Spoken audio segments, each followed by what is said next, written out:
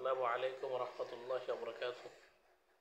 আলহামদুলিল্লাহি রাব্বিল আলামিন ওয়াসসালাতু ওয়াসসালামু আলা সাইয়্যিদিল মুরসালিন ওয়া আলা আলিহি ওয়া আসহাবিহি আজমাইন, আম্মা বাদ। প্রিয় মুসলিম ভাইরা, একটি গুরুত্বপূর্ণ বিষয় হচ্ছে আকীদা।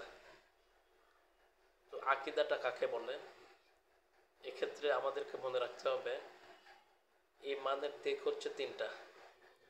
ঈমানের মূল উপাদান হচ্ছে তিনটা। এক, তাসদিক বিল জানান, অন্তরে বিশ্বাস করা।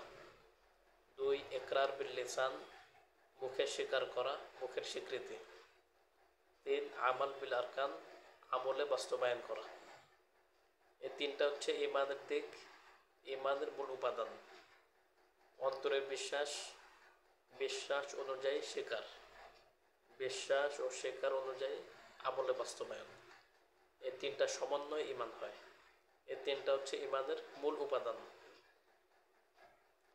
যদি কোনো ব্যক্তির অন্তরে বিশ্বাস থাকে কিন্তু মুখে স্বীকৃতি নেই, আমলে বাস্তবায়ন নেই, তাহলে সে ব্যক্তি মুমিন না, কাফের।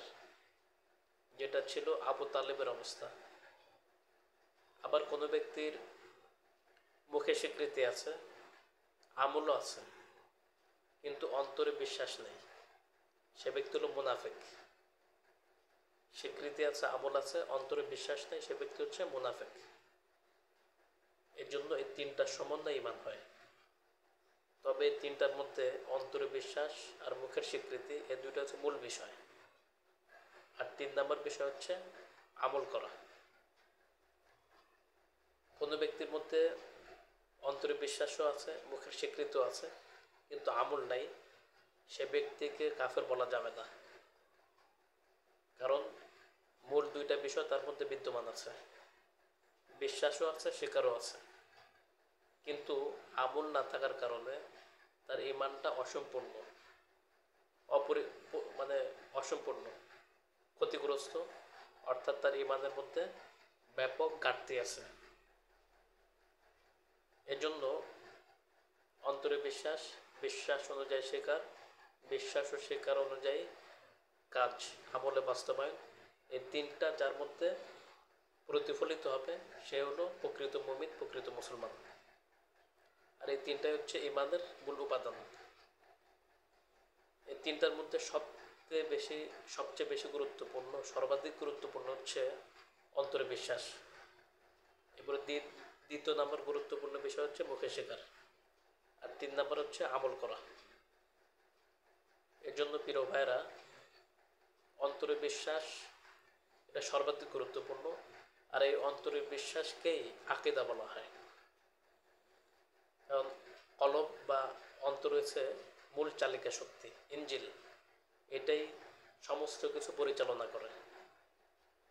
এই কলবে তার কথা, কাজকর্ম, আচার ব্যবহার, চালচলন, চিন্তাধারা, তার বিশ্বাস সব কিছু সে পরিচালনা করে থাকে। মূল চালিকা শক্তি বা ইঞ্জিন হলো কলব।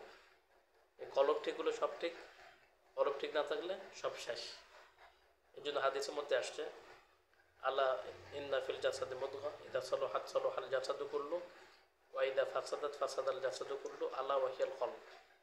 নিশ্চয়ই অন্তরে প্রত্যেকটা মানুষের মধ্যে একটা গোশতের টুকরা আছে, সেটা ঠিক হলে গোটা দেহ ঠিক, সেটা নষ্ট হলে গোটা দেহ নষ্ট। আর সেটাই হচ্ছে কলব। এর জন্য কলবটাই হচ্ছে আকীদা, কলবটাই গুরুত্বপূর্ণ বিষয়। এই কলবের চিকিৎসা করতে হবে, বিশ্বাসের চিকিৎসা করতে হবে, আকীদার চিকিৎসা করতে হবে। এই ঈমানের 3 মূলনীতি, ঈমানের 3 উপাদান যদি ঠিক করতে পারি, তাহলে আমাদের ঈমান ঠিক হয়ে যাবে ইনশাআল্লাহ। আল্লাহ তাআলা আমাদের সকলকে তৌফিক দান করেন। আমিন ইয়া রাব্বাল আলামিন। আসসালামু আলাইকুম ওয়া রাহমাতুল্লাহি ওয়া বারাকাতুহু।